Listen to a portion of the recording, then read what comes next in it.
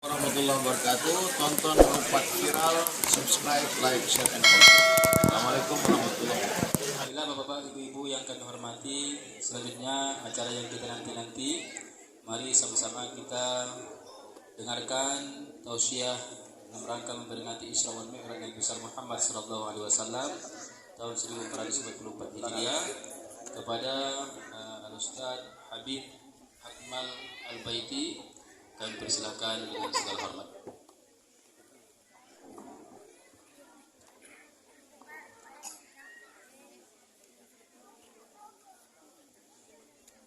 Assalamualaikum warahmatullahi wabarakatuh.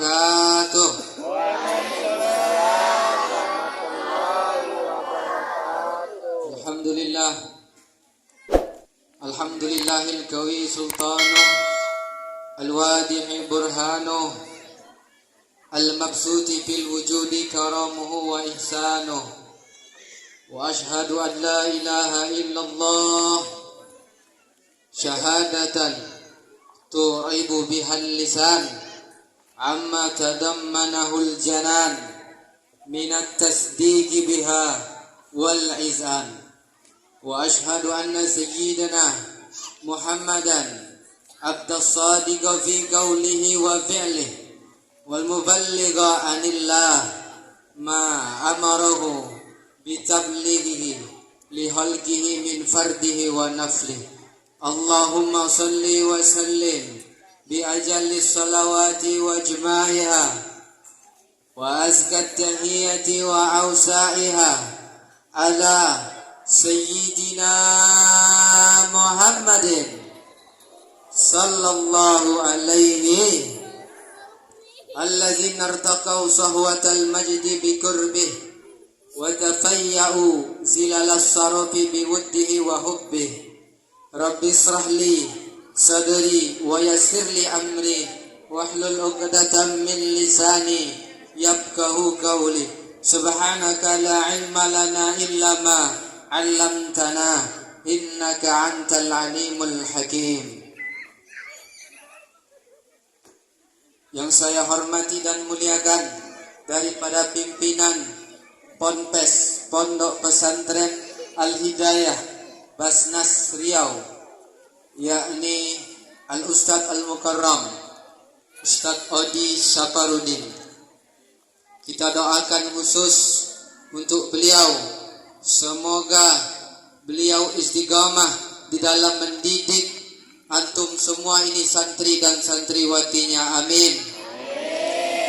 Ustadz Odi Saparudin menjadi generasi yang menciptakan generasi, menciptakan lagi generasi Al-Quran dan penerus dakwah, estafet dakwah daripada Nabi Muhammad, amin. Dan Ustadz Odi dipanjangkan umurnya untuk terus melakukan ketaatan dan terutama mendidik antum semua di sini, amin. Dan Ustadz Odi segera mendapatkan anak, bukan anak ya, amin ya rabbal alamin. Dapat apa? Santri antum kan, bukan anak ya, amin ya rabbal. Ustadz Wawan, Ustadz Awad juga ya. Amin ya Rabban. Kemudian yang saya hormati dan muliakan, tamu daripada tamu Rasulullah sallallahu alaihi wasallam. Di sini saya tidak bisa menyebutkan satu persatu namanya karena baru nyampe di sini, baru pertama kali ke sini ya. Tapi saya dengar tadi di sebelah kiri saya yang saya hormati dan muliakan, yang mewakili daripada Bapak Camat Kecamatan Rupat Utara. Kemudian ada Ketua MUI. Juga saya dengar tadi ada dari LAM. Kemudian dari mana lagi? LPTQ. Banyak. Saya tidak bisa sebutkan satu persatu, namun tidak mengurangi rasa hormat dan takzim saya kepada bapak-bapak sekalian. Kemudian untuk jamaah Bapak dan Ibu sekalian di desa Teluru sudah hadir di sini. Antum semua, Bapak dan Ibu semua adalah tamu daripada tamunya baginda Nabi Muhammad sallallahu alaihi wasallam. Kami yang di atas, Bapak Ibu yang di bawah itu sama saja. Ya, semuanya kita di sini adalah tamu daripada tamu Rasulullah sallallahu alaihi wasallam, dan wabil khususan ini untuk santri dan santriwati Ponpes Hidayah. Ya, kita doakan sama-sama semuanya menjadi generasi Qurani, amin. Menjadi penerus dakwah Nabi Muhammad sallallahu alaihi wasallam. Cita-citanya, hajatnya setelah mondok ini dikabulkan oleh Allah Subhanahu wa taala. Amin amin ya rabbal alamin. Alhamdulillah ta'akun hadir. Alhamdulillah pada malam hari ini kita berkumpul di tempat yang sangat-sangat mulia, yakni di Pondok Pesantren Al-Hidayah.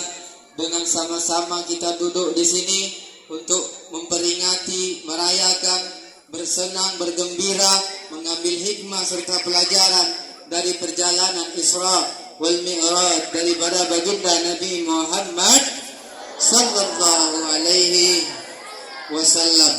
Tidaklah Bapak dan Ibu semuanya di sini, yang datang ke sini, yang dekat rumahnya datang, yang jauh datang, ya, yang mungkin ada halangan, yang mungkin ada sakit, diusahakan datang ke sini. Semua tidak lain adalah berkat daripada taufik dan hidayah daripada Allah Subhanahu wa taala. Tidaklah kita mampu beribadah, tidaklah kita mampu beramal kalau bukan semua karena taufik daripada Allah Subhanahu. Tidaklah Bapak dan Ibu semua bisa melangkahkan kaki dari rumah ke sini melainkan karena taufik daripada Allah Subhanahu. Taufik maknanya ialah kekuatan dari Allah Subhanahu wa taala untuk melakukan ketaatan, yakni ibadah kepada Allah Subhanahu wa taala. Lawannya daripada taufik yaitu guslan, yaitu kekuatan juga, tetapi kekuatan untuk melakukan kemaksiatan kepada Allah Subhanahu wa taala. Maka kita berlindung daripada yang namanya guslan tersebut. Nauzubillah, summa nauzubillahi min zalik. Maka dari itu penting dan sangat penting kita mesti syukuri nikmat yang paling agung, nikmat yang paling mulia daripada Allah Subhanahu wa taala adalah nikmat taufik. Nikmat kita diberikan kekuatan untuk melakukan ibadah kepada Allah Subhanahu wa taala. Bapak dan Ibu semuanya, santri-santriwati, bahkan kami yang di sini, saya yang ngomong, semuanya berkat taufik sehingga bisa kita ngumpul di sini semua. Kita bisa salat tahajud rajin, puasa Senin Kamis rajin, baca Quran rajin. Semuanya bukan karena kita soleh, soleha, bukan karena kita hebat, bukan karena kita alim, tetapi semuanya karena taufik daripada Allah Subhanahu wa ta'ala. Maka dari itu penting sekali kita syukuri, selalu mesti kita syukuri taufik tersebut dari Allah Subhanahu wa ta'ala. Ada orang yang dapat taufik dan dapat hidayah lengkap, tapi ada orang yang hanya mendapatkan hidayahnya saja. Hidayah ini semacam undangan. Tentu malam hari ini Ponpes Al-Hidayah mengundang lebih dari ini, betul? Undangannya pasti lebih dari ini, tetapi yang datang cuma ini. Nah, yang datang inilah yang diberikan taufik dari Allah Subhanahu wa ta'ala. Ciri-ciri orang yang hanya mendapatkan hidayah, dia hanya mendapatkan undangan tetapi tidak mampu menghadiri undangan tersebut. Nah, itulah yang namanya hidayah, semacam cuma undangan tetapi dia tidak mampu hadir di undangan tersebut. Maka kita bersyukur Allah Subhanahu wa ta'ala hingga malam ini, detik ini masih memberikan kita taufik lengkap bersama hidayahnya. Amin amin ya rabbal alamin.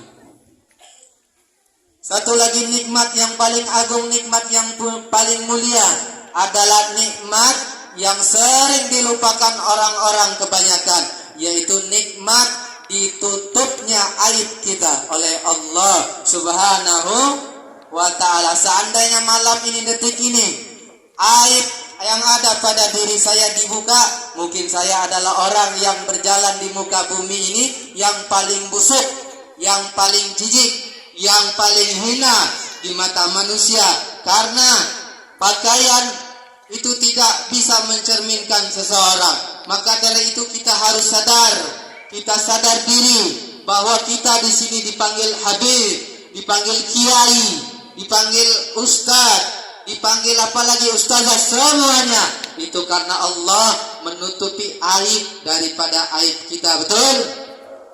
Tidak ada di antara kita yang duduk ini lepas daripada aib. Betul?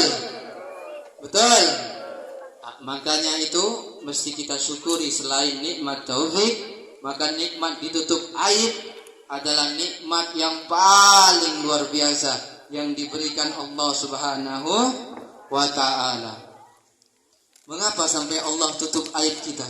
Padahal kita aibnya luar biasa banyak, dosa kita luar biasa banyak. Salah satunya karena ada manusia yang paling mulia, salah satunya ada manusia yang paling agung, yaitu baginda Nabi Muhammad sallallahu alaihi wasallam. Kalau bukan karena Nabi Muhammad, sudah dibuka semua aib kita oleh Allah Subhanahu wa ta'ala. Nabi Muhammad rahmatan lil alamin. Maka dari itu kita hadiahkan, kita kirimkan salawat yang terbaik kepada junjungan Nabi yang mulia, yang dimuliakan oleh Zat yang maha mulia, yaitu Allah. Kita kirimkan, kita hadiahkan salawat kepada junjungan manusia yang paling agung, yang diagungkan oleh Zat yang maha agung, yaitu Allah. Siapa lagi kalau bukan Nabi kita, Sayyiduna wa Habibuna wa Maulana wa Nuri Qulubina wa Maulana Muhammad sallallahu alaihi wasallam. Innallaha wa malaikatahu yusalluna 'alan nabi ya ayyuhalladzina amanu sallu alaihi wa sallimu taslima. Innallaha wa malaikatahu. Di situ Allah berfirman di salah satu surah apa? Santri penghafal Quran. Surah apa? Innallaha wa malaikatahu yusalluna 'alan nabi. Surat apa? Kena hukum besok sama Ustaz Adi. Surat Al-Ahzab, ya, surah Al-Ahzab. Di situ Allah katakan inna adalah harfu taukid. Ya, di situ ada penekanan, ada tasdid, ada sabdu harfu taukid. Ya, pada tafsir yang paling dasar inna, Allah seakan-akan menekankan bahwa ayat yang dimulai dengan inna itu, setelah inna kalimatnya pasti akan mengandung sesuatu yang sangat penting. Sangat penting. Kalau ada kalimat inna, maka setelahnya ada hal yang sangat penting yang akan disampaikan oleh Allah Subhanahu wa ta'ala. Innallaha wa malaikatahu. Hal yang sangat penting tersebut yang Allah kabarkan kepada kita adalah sesungguhnya Allah dan para malaikat-malaikat Allah bersolawat kepada baginda Nabi Muhammad sallallahu alaihi wasallam. Yang pertama, innallaha, Allah, sesungguhnya Allah bersolawat kepada Nabi Muhammad. Solawatnya Allah kepada Nabi Muhammad berbeda dengan solawatnya malaikat kepada Nabi Muhammad. Juga berbeda dengan solawatnya kita kepada Nabi Muhammad sallallahu alaihi wasallam. Solawatnya Allah kepada Nabi Muhammad sallallahu alaihi wasallam adalah rahmatuhu magruna bita'zimi lahu sallallahu alaihi wasallam. Solawatnya Allah yang dikirimkan kepada Nabi Muhammad adalah suatu bentuk rahmat khusus yang diberikan kepada Nabi Muhammad sallallahu alaihi wasallam. Rahmat yang khusus yang diberikan kepada Nabi Muhammad. Rahmat itu ada beberapa tingkatan. Tingkatan yang paling bawah adalah rahmat atau rahmat umum. Ya, rahmat umum ini diberikan Allah kepada siapa saja, baik terutama yang kafir pun dapat rahmat umum tersebut. Buktinya orang-orang kafir mendapatkan rezeki, mendapatkan makan, minum, semuanya dapat. Itu suatu bentuk rahmat umum dari Allah Subhanahu wa ta'ala. Itu rahmat umum. Naik satu tingkat ada rahmat khusus. Kalau rahmat umum tadi dalilnya adalah wa rahmati wasi'at kulli syai'. Kulli syai' semuanya dapat. Ya, termasuk orang kafir. Kalau selanjutnya rahmat yang khusus, ya, yahtassu bi rahmatihi may yasha. Ya, rahmat yang khusus. Nah, rahmat yang khusus ini diberikan kepada kita semua yang hadir di sini, khususnya orang-orang yang beriman kepada Allah Subhanahu wa ta'ala. Salah satu rahmat khususnya adalah surga. Karena tidaklah kita memasuki surga kalau belum dapat rahmat dari Allah Subhanahu wa ta'ala. Nah, itu rahmat khusus yang diberikan Allah untuk orang yang beriman, khusus untuk orang beriman. Tetapi orang kafir tidak dapat rahmat khusus tersebut. Ya, karena orang kafir tidak akan masuk surga. Betul? Faham? Fahimtum? Wah, mantap bahasa Arabnya. Alhamdulillah. Itu rahmat yang khusus. Nah, kalau rahmat yang khusus lagi istimewa, khusus yang paling khusus yang diberikan Allah Subhanahu wa ta'ala kepada Nabi Muhammad, itu adalah Allah mengagungkan Nabi Muhammad.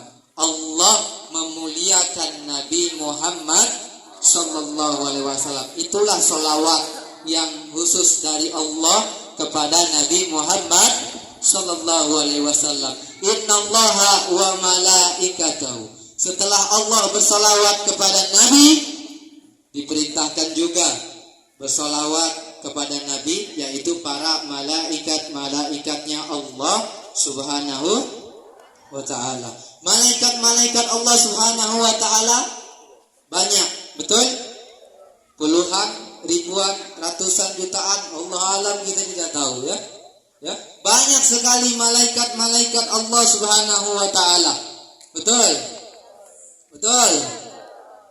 Dari sekian banyak malaikat yang diciptakan oleh Allah Subhanahu wa ta'ala, semuanya tanpa terkecuali diciptakan oleh Allah Subhanahu wa ta'ala untuk beribadah, untuk taat kepada Allah Subhanahu wa ta'ala. Cuman itu tugasnya malaikat. Bahkan para ulama mengatakan dari mulai diciptakan malaikat dari cahaya, dari mulai diciptakan sampai hari kiamat, ada malaikat yang sujud terus kerjaannya, ada yang ruku terus kerjaannya.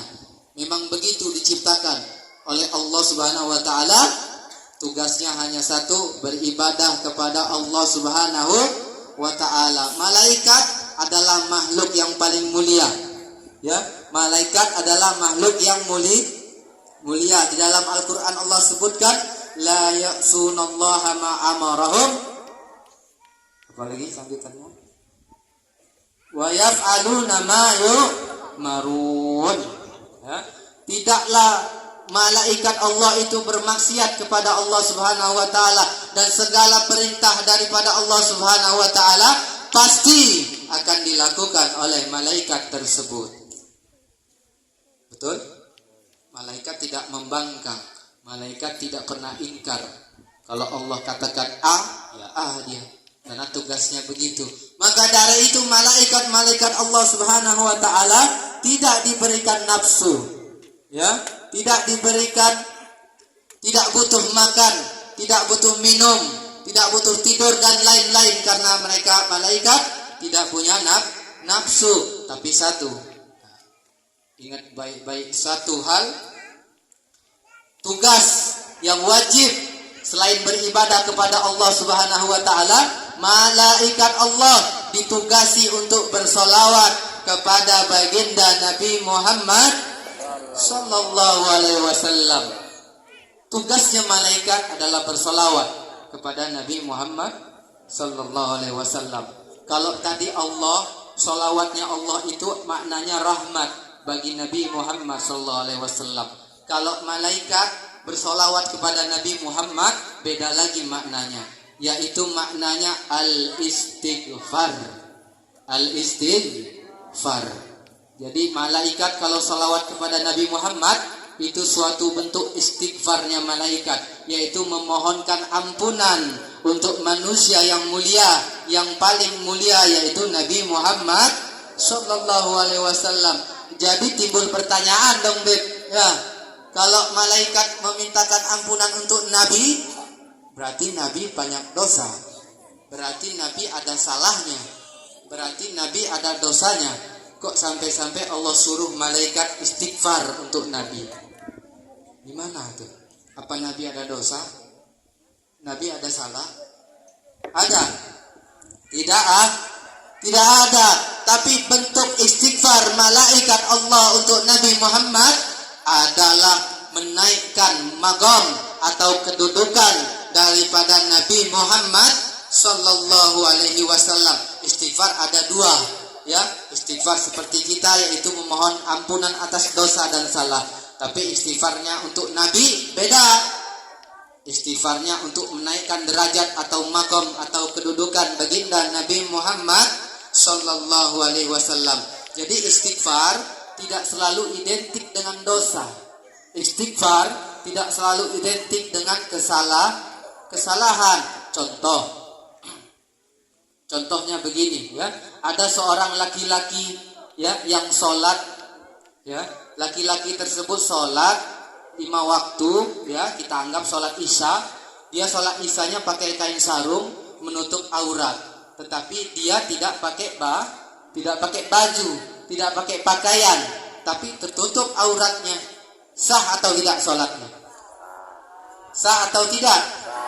Sah, tetapi kurang adab, kurang akhlak sama Allah Subhanahu wa taala. Karena dia belum tahu ilmunya. Yang penting tutup aurat saja. Tapi sah sholatnya. Kemudian dia belajar, tahu ternyata tidak hanya butuh menutup aurat, tetapi juga memakai pakaian yang sopan, karena adab bertemu dengan Allah Subhanahu wa taala. Akhirnya dia tahu sholat berikutnya, sholat isya berikutnya dia lengkap, pakai sarung, pakai gamis, malahan pakai peci. Kemudian dia ingat tuh yang beberapa bulan lalu atau minggu lalu, oh kemarin ternyata aku sholat isya tidak pakai baju. Astagfirullah, kata dia. Apakah yang dulu tidak pakai baju dosa? Tidak, tapi dia istighfar. Nah, istighfarnya itu bukti bahwa dia naik magamnya di sisi Allah Subhanahu wa ta'ala, naik kedudukannya, maka dia istighfar. Astagfirullah, tidak pantas minggu lalu aku sholat tanpa baju. Minggu berikutnya dia bertambah lagi ilmunya karena belajar di Ponpes Al Hidayah, ya. Dia tahu salah satunya sholat pakai siwak, ya.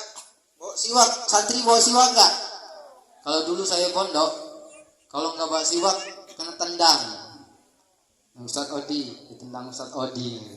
Santri itu wajib bawa pulpen sama siwak, ya. Nanti dibagi-bagi satu siwak. Mau? Sama Ustaz Jamal.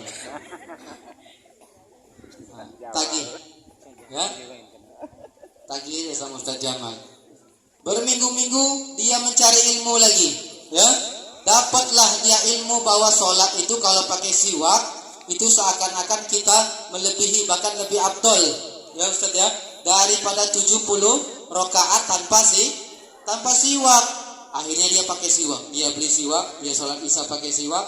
Terus dia ingat lagi yang minggu lalu, astagfirullah, karena kekurangan ilmu aku rugi dah pakai siwak kemarin itu. Naik lagi makomnya, betul? Nah, jadi istighfar adalah bukan hanya identik dengan dosa dan kesalahan. Itu bagi kita istighfarnya.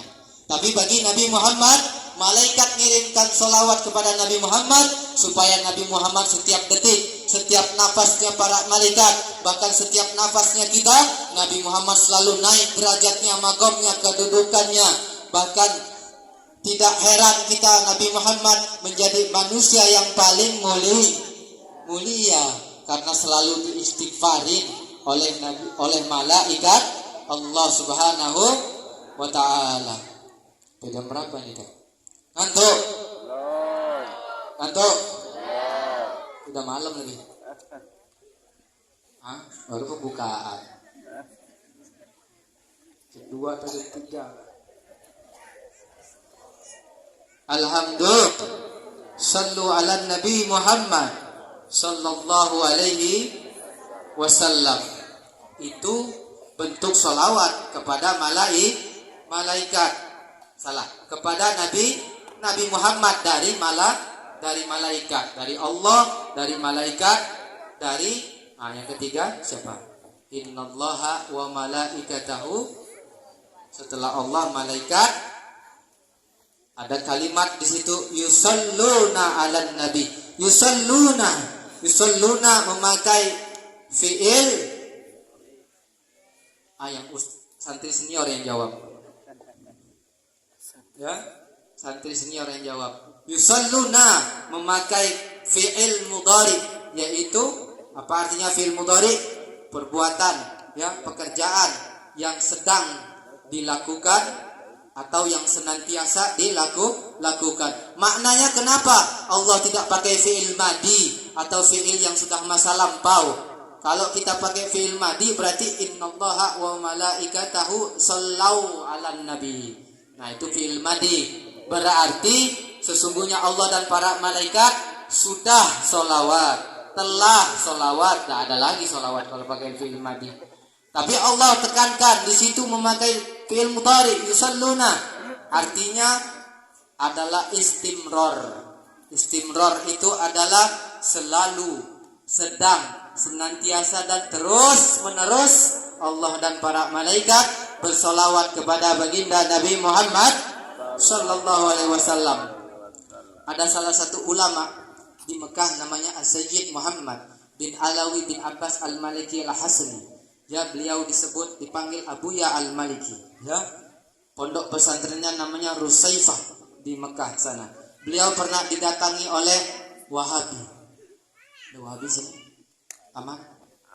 Aman. Kalau enggak kita diusir di Samirat. Itu urusan sejaman kalau diusir.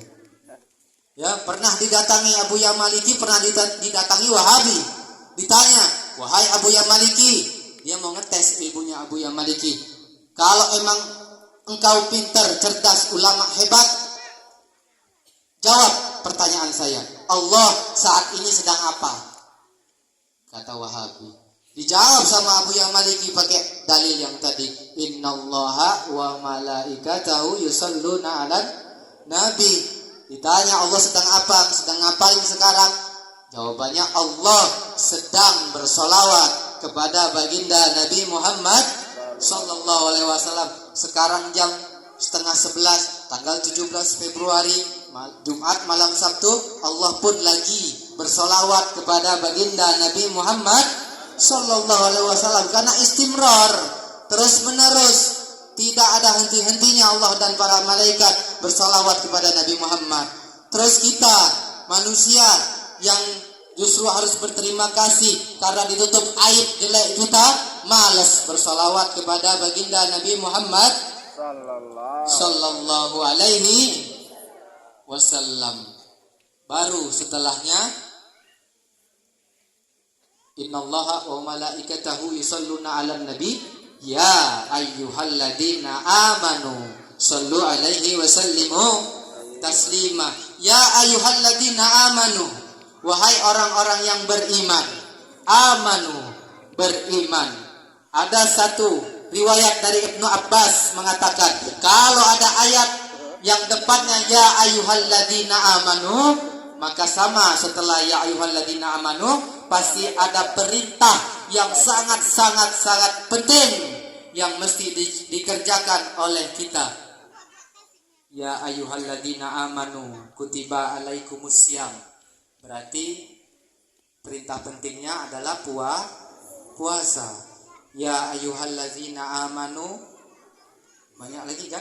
Salah satunya itu tadi, ya ayyuhalladzina amanu sallu alaihi wasallimu. Sallu wasallimu. Artinya perintah Allah di situ yang sangat penting adalah sallu, bersolawat kepada Nabi Muhammad. Kemudian wasallimu, mengucapkan salam kepada Nabi Muhammad sallallahu alaihi wasallam. Tapi yang mampu mengerjakan perintah ini adalah amanu, yang beriman kepada Allah Subhanahu wa taala.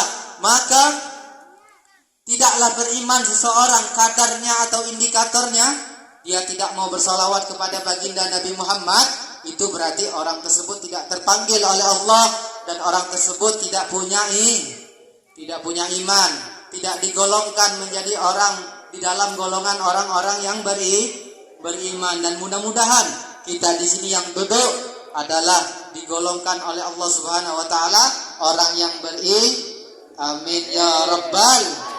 Maka dari itu salah satunya kita harus bersolawat serta ngirim salam kepada Nabi seperti yang kita lakukan tadi itu kita baca yang namanya Maulid Simtud Durar.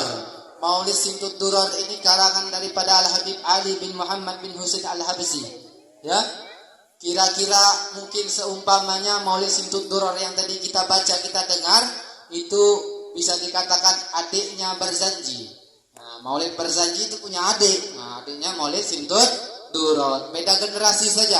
Kalau Maulid Barzanji itu karangan daripada Al-Habib Ja'far Al-Barzanji. Sama isinya Maulid. Isinya maksudnya ialah salawat kepada Nabi Muhammad. Cerita sejarah kisah Nabi Muhammad sallallahu alaihi wasallam. Tadi kita baca kan? Setiap pasal-pasal ayat rawi yang kita baca, di ujungnya kita sallallahu alaihi, ya kan? Sallallahu alaihi. Nah, kita bersolawat itu kepada Nabi Muhammad sallallahu alaihi wasallam. Dan lengkapnya lagi kita kirimkan salam kepada baginda Nabi Muhammad sallallahu alaihi wasallam. Ya ayyuhalladzina amanu sallu alaihi wasallimu taslima. Di situ agak kita mundur sedikit, ya. Innallaha wa malaikatahu yusalluna 'alan nabi. Nah, di situ kalimatnya 'alan nabi. Mengapa Allah Subhanahu wa taala tidak pakai kalimat 'alal rasul, 'ala Muhammad, 'alal habib, habibullah, banyak lagi kalimat yang lain, tetapi Allah menggunakan kalimat 'alan nabi. Di dalam suatu riwayat Nabi Muhammad SAW mengatakan kuntu nabiyan Adam baina ma'in watin, ya. Kata Nabi, aku adalah nabi, aku sudah jadi nabi, kata Nabi Muhammad, sementara Adam masih antara air dan tanah. Adam belum diciptakan pada masa itu, tapi Nabi Muhammad sudah diciptakan, ya. Di dalam kitab Simtud Durar itu juga mengatakan kuntu awalan nabiyina fi akhirun fil ba's, ya, wa akhirahum fil ba's. Nabi Muhammad adalah nabi yang diciptakan pertama kali oleh Allah Subhanahu wa taala. Bahkan Nabi Muhammad adalah manusia yang pertama kali diciptakan oleh Allah Subhanahu wa taala. Tetapi dalam pengutusan Nabi Muhammad menjadi nabi terakhir. Wa akhirahum fil ba's. Nabi Muhammad SAW diciptakan terlebih dahulu nur, ya, Nur Muhammad. Cahayanya Nabi Muhammad itu diciptakan pertama kali. Udah jadi nabi, kuntu awalan nabi. Sudah jadi nabi, ya. Tapi diutusnya Nabi Muhammad itu terakhir, di ujung. Maka dari itu semua para nabi-nabi meyakini bahwa Nabi Muhammad SAW adalah penghulunya mereka. Maka dari itu nabi-nabi yang lain, ya, berkeyakinan dan mengimani Nabi Muhammad. Makanya Nabi Muhammad digelar apa? Sayyidul Mursalin, Sayyidul anbiya, pemimpin para nabi-nabi. Bahkan semua para nabi-nabi sebelum Nabi Muhammad itu diwasiatkan atau diperintahkan oleh Allah untuk berwasiat, menyampaikan wasiat kepada umat mereka masing-masing untuk mengabarkan bahwa akan datang suatu zaman, di zaman tersebut akan muncul seorang nabi yang mulia dari bangsa Arab, yaitu Nabi Muhammad sallallahu alaihi wasallam. Di dalam kitab Al-Hakim Musadrak, di situ disebutkan ada satu riwayat mengatakan ya Isa amin Muhammad sallallahu alaihi wasallam.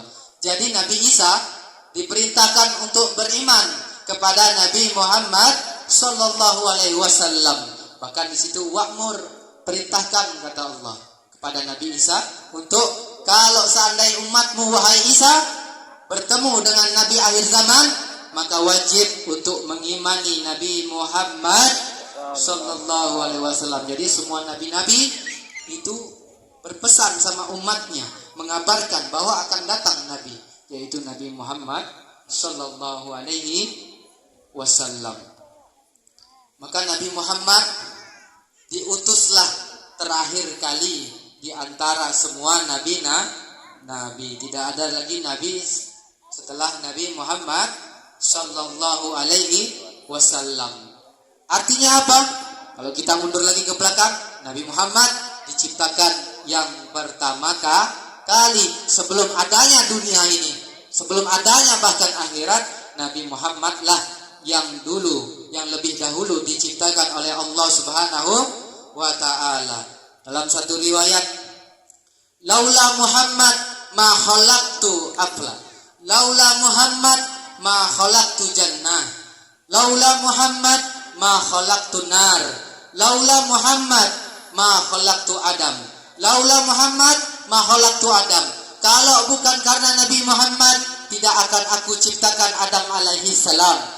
Dan Adam alaihi salam diciptakan oleh Allah Subhanahu wa taala untuk menjadi leluhur kakeknya Nabi Muhammad. Laula Muhammad ma khalaqtu jannah. Kalau bukan karena ada Nabi Muhammad, Allah tidak akan ciptakan jannah, yaitu surga. Dan surga Allah ciptakan untuk umatnya Nabi Muhammad yang mengimani Nabi Muhammad. Laula Muhammad ma khalaqtu nar. Kalau bukan karena Nabi Muhammad, tidak akan diciptakan neraka. Dan neraka diciptakan untuk orang-orang yang tidak mau bersalawat, untuk orang-orang yang tidak beriman kepada Nabi Muhammad sallallahu alaihi wasallam. Laula Muhammad. Kalau bukan manusia yang mulia tersebut, tidak ada dunia ini. Tidak ada surga, tidak ada neraka, tidak ada hewan, tumbuhan, semua tidak ada. Betul? Yakin?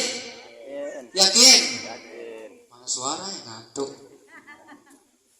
Masya Allah.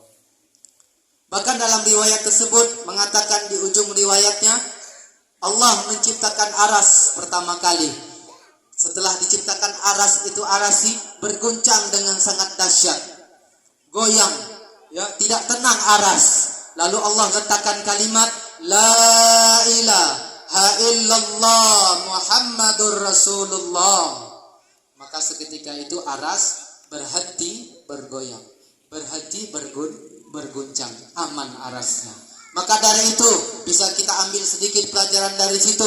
Kalau iman kita goyang, iman kita guncang karena masalah di dunia, karena masalah apapun masalahnya, maka ucapkan la ilaha illallah Muhammadur Rasulullah.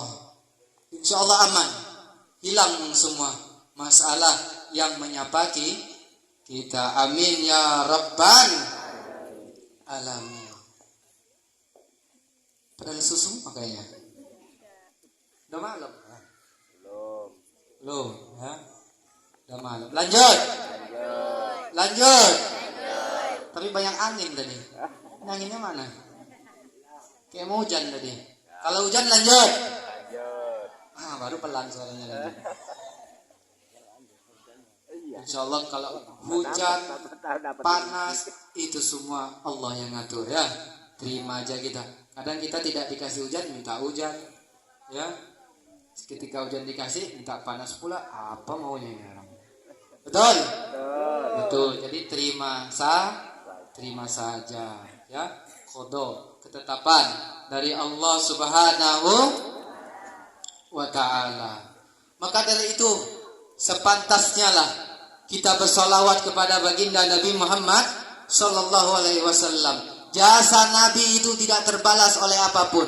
Kita bisa duduk di sini, kita bisa aman, bisa tahu sholat, bisa tahu puasa, bisa beribadah dengan aman dan sebagainya adalah berkat daripada jasa Nabi Muhammad sallallahu alaihi wasallam. Bahkan ulama mengatakan, ya, kurang adab kalau ada orang makan dia tidak bersolawat dulu. Kurang adab kalau ada orang minum tidak bersolawat dulu. Karena semua nikmat adalah bagian dari adanya Nabi Muhammad sallallahu alaihi wasallam. Maka dua di sini yang ingin saya sampaikan, untuk membalas jasa Nabi Muhammad itu tidak terbalas sebenarnya. Tapi ada di dalam Al-Qur'an yang pertama, qul la as'alukum ajra illal mawaddata fil qurba. Ya, katakan wahai Nabi Muhammad, kata Allah, sesungguhnya kalian tidaklah bisa membalas, ya, jasa-jasaku. Maksudnya Nabi Muhammad disuruh bicara sama umat. Jasa Nabi Muhammad tidak terbalas, tapi kalau mau balas ada satu jalannya. Salah satu jalannya illal mawaddata fil qurba. Surat apa? Syura, ya, Asy-Syu'ara, ya. Ilal mawaddata fil qurba. Artinya salah satu bukti kita kalau membalas jasa Nabi Muhammad adalah dengan menyambung tali silaturahim, berkasih sayang dengan kurba. Siapa kurba?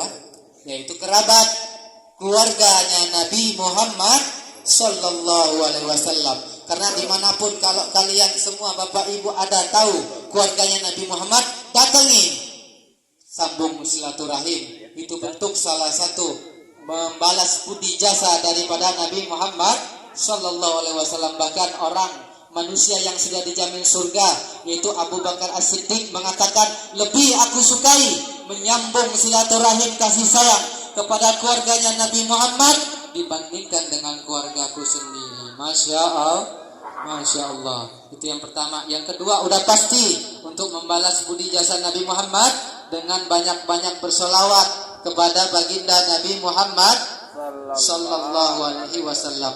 Man shalla alayya salatan wahidatan sallallahu alaihi biha asyra. Siapa orang yang bersolawat kepada Nabi satu kali, maka akan dibalas 10 kali. Hitungan satu kali menurut logika kita itu berbeda dengan Allah Subhanahu wa taala. Kalau kita kita memberi satu dibalas 10, ya 10 dapatnya. Tapi kalau Allah, kita sholawat satu kali, Allah balas 10 kali. Kata ulama namanya Ibnu Athaillah As-Sakandari mengatakan 10 balasan dari Allah tersebut adalah 10 rahmat dari Allah Subhanahu wa ta'ala. Satu saja rahmat Allah kita dapatkan, niscaya pasti kita akan masuk surganya Allah Subhanahu wa ta'ala. Maka dari itu perbanyaklah sholawat kepada baginda Nabi Muhammad sallallahu alaihi wasallam. Penting sekali ini sholawat. Sangat penting, Pak. Sangat penting. Ada satu kisah daripada istri Nabi Muhammad sallallahu alaihi wasallam, namanya Aisyah radhiyallahu anha. Beliau sedang menjahit pakaian, sedang menjahit baju di dalam kamar yang gelap. Karena rumahnya Nabi Muhammad gelap, tidak ada penerangan seperti ini. Lantai rumahnya, lantai kamarnya pun pasir tanah. Tidak seperti kita keramik mewah seperti ini. Nikmat kita ini, ya. Kemudian lagi asik menjahit pakaian, menjahit baju, jarumnya yang untuk menjahit oleh Aisyah jatuh. Otomatis gelap, lantainya tanah pasir, susah mencari jarum, betul? Susah ketemu mencari jarum. Tiba-tiba masuklah Nabi Muhammad SAW dari pintu kamarnya beliau. Seketika itu terang benderang kamarnya Nabi Muhammad. Lalu Aisyah mencari terang itu bersumber dari mana. Ternyata dari wajah dan tubuh mulia baginda Nabi Muhammad SAW. Berarti terang tersebut berasal dari Nabi Muhammad sallallahu alaihi wasallam. Maka Aisyah berkata, wahai Rasulullah, sungguh beruntung umatmu yang mampu memandang betapa terangnya wajahmu, wahai Rasulullah. Kata Rasulullah, memang Aisyah, sungguh beruntung orang umatku nanti yang akan memandang wajahku yang sangat terang benderang ini. Tapi wahai Aisyah, sungguh ada sebagian umatku yang tidak mampu memandang betapa terangnya wajahku, kata Nabi Muhammad. Siapa itu wahai Rasulullah? Kata Aisyah bertanya. Rasulullah menjawab, yaitu orang-orang yang ketika namaku disebutkan, kata Nabi Muhammad, mereka tidak menjawab salawat, tidak mengirimkan salawat dan salam kepada baginda Nabi Muhammad sallallahu alaihi wasallam. Maka dari itu dimanapun kita berada, di jalan, di rumah, di kamar, nih anak santri di kelas, di musola, kalau dengar nama Nabi Muhammad disebutkan, kita balas dengan minimal apa? Sallallahu alaihi wasallam, ya. Bahkan para ulama mengatakan bukan hanya namanya disebutkan, tetapi sifat-sifat mulianya beliau yang terpuji disebutkan, kita wajib membalas salawat serta salam tersebut. Misal, ya, guru di sini, ustadz di sini sedang mengajar bahwa manusia yang paling mulia, bahwa kita ini adalah manusia rahmatan lil alamin, maka kita jawab sallallahu alaihi. Beliau adalah manusia yang paling terpuji, sallallahu alaihi. Padahal tidak ada namanya disebutkan, tapi kata ulama kita wajib juga salawat karena sifatnya sedang disebutkan, ya. Paham? Dimanapun berada, maka wajib kita balas kalau dengar nama Nabi Muhammad disebutkan. Bahkan kata Nabi Muhammad, al-bakhil, pelit, kata Nabi Muhammad. Siapa yang pelit itu wahai Nabi? Ma zukirta indahu falam yusalli alayya. Ketika orang yang pelit, yang bakhil itu adalah ketika nama Nabi disebutkan, dia tidak balas salawat. Padahal kan gratis balas salawat, tidak bayar. Tak mau juga, berarti pelit. Maka dari itu kita balas salawat baginda Nabi Muhammad sallu ala Nabi Muhammad sallallahu alaihi wasallam.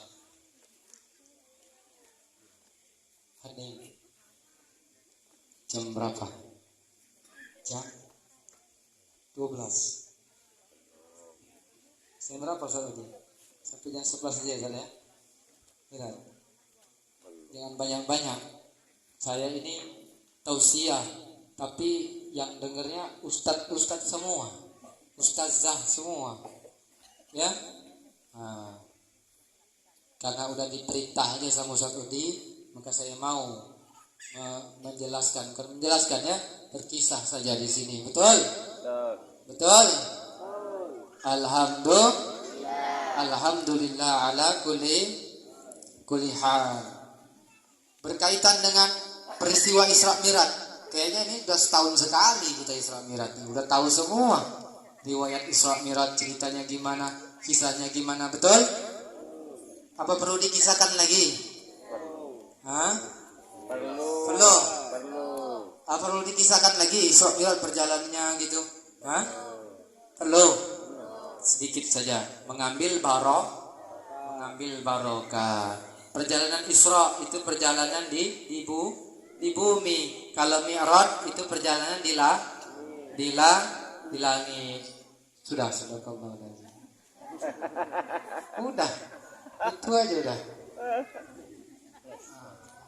Cuma Isra Mi'raj ini setahun sekali diadakan, tetapi masih banyak juga yang belum paham, atau yang masih banyak yang salah dalam penyampaian, terutama para ustadz, para penceramah, para pendakwah. Satu saja yang saya soroti, beberapa hal yang saya soroti. Yang pertama, kisah perjalanan Isra itu diawali dari rumahnya siapa? Sewaktu Nabi Muhammad mau melakukan perjalanan Isra itu diawali kalau dari ayat kan, Masjidil Haram ilal Masjidil Aqsa, minal Masjidil Haram ilal Masjidil Aqsa. Masjidil Haram di mana? Di Teluk di mana? Di Mekah. Nah, Mekahnya di mana? Dimulai perjalanan nabinya di rumahnya sepupunya Nabi, namanya Ummu Hani. Ummu Hani ini sepupunya Nabi, ya. Sepupu Nabi itu banyak. Salah satunya Ali bin Abu Thalib punya saudara juga, namanya Fakhitoh. Fakhitoh itu Ummu Hani. Satu lagi Ja'far namanya. Satu lagi Thalib. Satu lagi Agil. Nah, itu sepupu-sepupunya Nabi. Perjalanan Isra itu diawali di rumahnya Ummu Hani. Malaikat Jibril turun dari atap rumahnya Ummu Hani, langsung membelah dada Nabi Muhammad. Malaikat Jibril membelah dadanya Nabi Muhammad sebelum berjalan naik buruk nanti lakukan Isra. Dibelahlah dada Nabi Muhammad dari leher sampai perut untuk mengeluarkan hatinya Nabi Muhammad untuk dibasuh, disucikan. Nah, di sini yang banyak salah penyampaian. Banyak para ustadz penceramah menyampaikan bahwa dibelahnya dada Nabi, mengeluarkan hatinya Nabi, dicuci pakai air zam-zam oleh Jibril, itu betul. Tetapi salahnya dicucinya untuk menghilangkan kotoran dan penyakit hati Nabi Muhammad. Itu salah. Nabi Muhammad SAW tidak punya kotoran hati seperti kita. Jadi pembelahan dada Nabi itu, dikeluarkan hatinya, dicuci memang, dibasuh memang, tapi bukan untuk menghilangkan kotoran hati, tapi untuk menambah yang pertama hikmah, yang kedua iman, yang kedua yakin, yang keempat Islam, yang kelima ilmu. Maka dibelah dada Nabi, dibasuh. Di dalam kitab Anwarul Bahiyah karangan Abu Yamaniki, di situ kalimatnya tohur. Tohur artinya suci, kan? Udah bersih, udah suci, disucikan lagi. Nah, itulah tujuan pencucian hatinya Nabi Muhammad. Memang udah dari sananya suci, tapi disucikan lagi. Dan kemudian dimasukkan ke dadanya Nabi, itu hikmah, iman, Islam, yakin, dan ilmu. Nah, itu tujuan dibelahnya dada Nabi Muhammad SAW. Bukan dibelah dada Nabi, dikeluarin hatinya, dicuci supaya kotoran penyakit hati Nabi hilang. Bukan. Nabi terbebas dari penyakit hati, bukan seperti kita. Setelah itu, bahasanya itu dijahit kembali oleh malaikat Jibril. Setelah dibelah, ya. Lalu dijahit, maka di stempel, dicap. Namanya cap stempel kenabian, yaitu khatamun nubuwah. Stempel kenabian. Nah, itu terjadi beberapa saat sebelum Nabi naik buraq melakukan perjalanan Isra. Singkat saja, perjalanan Isra itu Nabi diawali singgah di 4 tempat. Yang pertama Nabi buraq, malaikat Jibril, Mikail, dan Israfil. Dalam riwayat kitab Anwarul Bahiyah mengatakan Nabi singgah di kota Madinah. Yang kedua Nabi singgah di kota Madian di Mesir. Nabi kemudian singgah lagi perjalanan Isra itu di kota Bethlehem atau Baitul Laham. Kemudian di Gunung Tursina. Di 4 tempat ini Nabi singgah satu persatu. Nah, itu perjalanan Isra, masih di bumi. Sampailah Nabi ke Masjid Palestina. Masjid apa? Masjid Aqsa. Diikat buraq. Kemudian Nabi masuk. Di dalam Masjid Aqsa sudah ngumpul itu para nabi dan para malaikat. Lalu singkatnya Nabi dipegang tangannya Nabi oleh Jibril, dibawa ke depan untuk menjadi imam sholat. Maka di situ Nabi Muhammad menjadi imamnya, dan yang menjadi makmumnya adalah para anbiya, rasul, dan para malaikat. Makanya Nabi disebutkan Sayyidul Mursalin, ya kan? Pemimpinnya para rasul, pemimpinnya para anbiya, para nabi-nabi Allah Subhanahu wa ta'ala. Setelah sholat itu, maka datanglah tangga dari langit, ya. Tuh, datang tangga dari langit, ya, dari surga Firdaus. Tangga tersebut turun ke Masjid Aqsa. Nah, dengan tangga itulah Nabi naik ke langit pertama. Langit pertama dijaga. Di pintu langit pertama namanya Babul Hafazah, dijaga oleh malaikat namanya Ismail. Di langit pertama Nabi Muhammad bertemu dengan Nabi Adam yang tingginya 29 meter dalam riwayat. Di langit kedua Nabi Muhammad bertemu dengan Nabi Isa dan Nabi Yahya. Di langit ketiga naik lagi Nabi Muhammad bertemu dengan Nabi Yusuf. Nabi Yusuf ini Nabi yang sangat ganteng, sangat tampan. Kira-kira kurang lebih seperti saya. Masya Allah, kepedean ya. Di langit ketiga bertemu dengan Yusuf, Nabi Yusuf alaihissalam. Naik lagi ke langit keempat bertemu dengan Nabi Idris. Naik lagi ke langit kelima bertemu dengan Nabi Musa. Naik lagi langit keenam bertemu dengan Nabi Harun. Nabi Harun ini satu-satunya Nabi yang ditemui Nabi pada waktu malam Mi'raj itu yang punya jenggot, yang punya janggut. Janggutnya panjang Pak Nabi Harun sampai ke perut, ke pusar. Bahkan dalam riwayat satu-satunya manusia nanti di surga kalau kita ketemu yang punya jenggot itu Nabi Harun, bukan Ustadz Wawan. Ya, Nabi Harun cuma yang punya jenggot, kita jenggotnya hilang ya. Itu di langit ke-6. Setelah naik lagi di langit ke-7. Nah, di langit ke-7 bertemu dengan Nabi Ibrahim. Nah, di sini juga ada terkadang salah penyampaian ya. Ya, dikira terkadang penyampaiannya di langit ke-7 ini adalah Sidratul Muntaha. Salah. Di dalam kitab Anwarul Bahiyah karangan Abu Yamaliki mengatakan di langit ke-7 Nabi ketemu dengan Nabi Ibrahim. Baru naik lagi ke langit ke-8, baru sampai di Sidratul Muntaha. Sidratul Muntaha yaitu pohon bidara yang menjadi batas. Menjulang tinggi pohon bidara tersebut sampai tembus ke langit ke-9. Nah, setelah di Sidratul Muntaha, malaikat Jibril mengundurkan diri, tidak lagi sanggup untuk menemani Nabi Muhammad sallallahu alaihi wasallam, karena kalau tetap mau naik hancur malaikat Jibril, karena beda makomnya, beda kedudukannya, beda dengan Nabi Muhammad sallallahu alaihi wasallam. Bahkan kata ulama lebih mulia sendalnya Rasulullah daripada malaikat Jibril, karena Nabi bertemu Allah Subhanahu wa taala untuk menerima perintah salat itu pakai sendal, namanya terompah. Bahkan makanya para ulama saking adabnya kepada Nabi Muhammad, sendalnya Nabi Muhammad, terompahnya Nabi Muhammad itu ditaruh di atas kepala. Itu contohnya tuh peci-pecinya rombongan hadroh Diwanul Muhibbin ada terompahnya. Nah, itu maknanya. Nah, adab kita terhadap Nabi Muhammad. Makanya sekarang saya lihat di online ada yang jualan bantal terompah bentuk sendalnya Nabi Muhammad, bantal untuk di kursi. Nah, di belakang sini. Nah, itu kurang adab. Bahkan ada tiruan di online itu, ada sendal tiruan yang berbentuk terompah. Itu menurut para ulama itu kurang adab, karena ulama menggunakan terompah sendal Nabi untuk di atas kepala. Bahkan ulama mengatakan siapa di dalam rumahnya ada gambar atau lukisan atau tempelan terompah, maka akan bebas atas izin Allah, akan bebas dari yang namanya kebakaran. Tuh, kalau ada terompah beli tempel di rumah. Tapi kalau masak jangan ditinggalin, tempelnya melekat. Terompah namanya, yaitu sendal Nabi. Tadi sampai di mana kita? Langit ke-8. Nah, setelah Sidratul Muntaha ini baru Nabi Muhammad bertemu dengan Allah Subhanahu wa taala di namanya tempatnya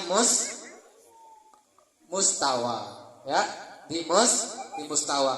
Namun Mustawa ini bukanlah tempat tinggalnya atau tempat huninya Allah Subhanahu wa taala. Memang betul Nabi Muhammad bertemu dengan Allah di Mustawa, tetapi bukan berarti Allah itu bertempat di Mustawa, karena Allah tidak butuh tempat, ruang dan waktu.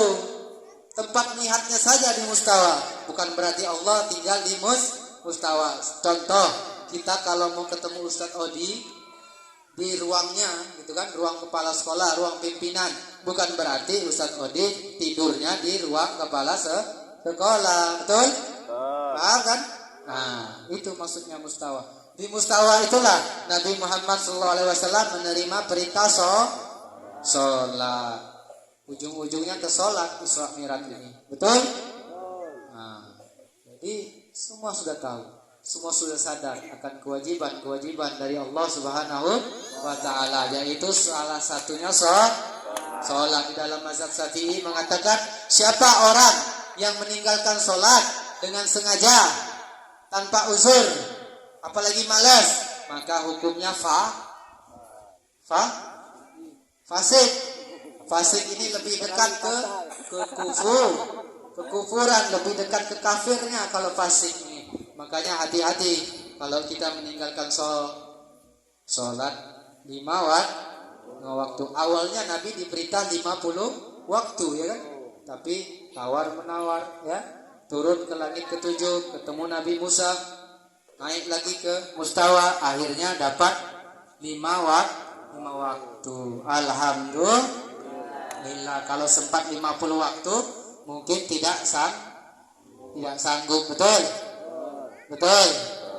Nah, maka dari itu sholat. As-sholatu ra'sul ibadah. Sholat itu kepalanya ibadah. Kalau ibadah-ibadah yang lain, ya, ibarat anggota badan kita tanpa kepala tidak akan bisa hidup.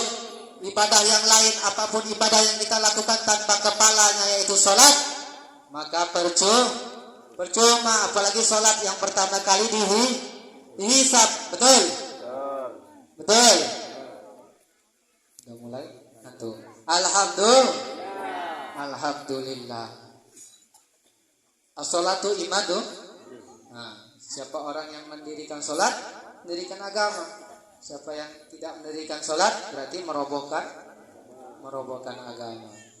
Semoga kita di sini semua menjadi golongan orang-orang yang sholat, tepat sholatnya, dan orang-orang yang selalu, yang paling penting istiqomah untuk sholat. Amin ya rabbal alamin. Masih ada lagi, kira-kira setengah jam atau 1 jam lagi. Sanggup?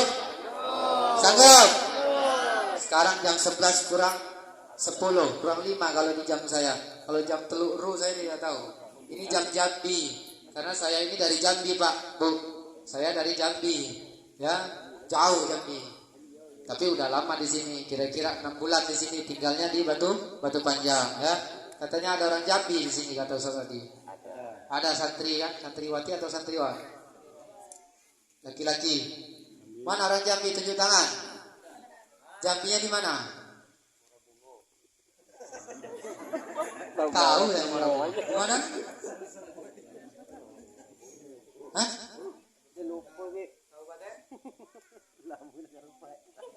Oh, lupa. Yang anak hilang ini. Hah? Aku ngaku dari Jambi. Kalau gitu balik Jambi mau. Malam ini kita balik. Tadi siapa yang nyebut Muara Bungo? Anak Muara Bungo, Pak?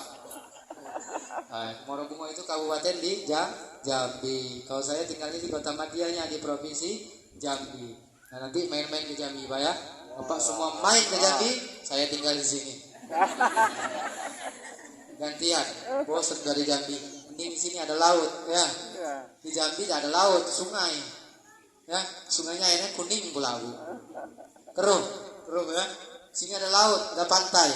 Nah, enak. Saudi enak sekali dia, ya. Ngajar di sini, ya. Pagi-pagi gitu ke pantai, ya. Alhamdulillah. Berarti masih lanjut. Kita sholawatan dulu, ya. Biar jangan ngantuk. Tukang Andra.